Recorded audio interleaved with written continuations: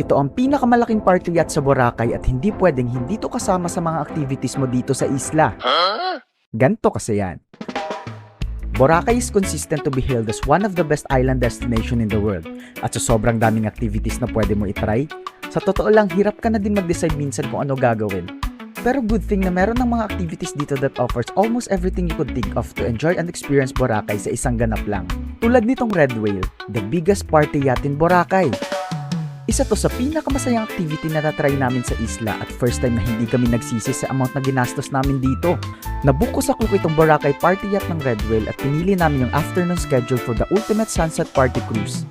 Nga pala, 1:30 PM ang meeting time sa Tumandok Food Hub sa may Bolabog Beach pero nagbabago yan as per Coast Guard advisory, depende sa weather and it will take approximately 4 hours yung duration ng cruise. And during the sail, want to sawa ka agad sa only food and drinks tapos sobrang daming activities ang pwede mong itry. As in, parang andito na lahat. Screenshot nyo na lang itong inclusions.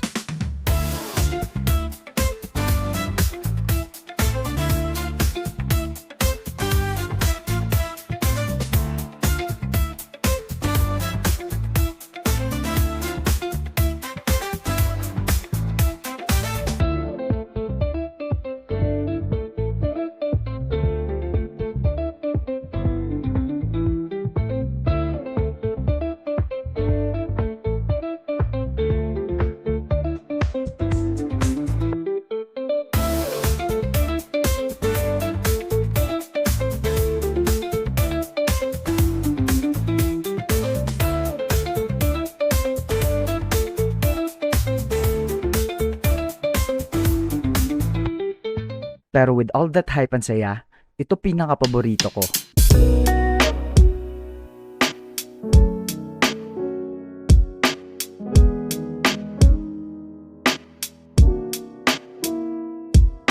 Book your ultimate sunset party cruise with Red Whale kasi this might give you the craziest experience in Boracay na hindi mo pagsisisihan.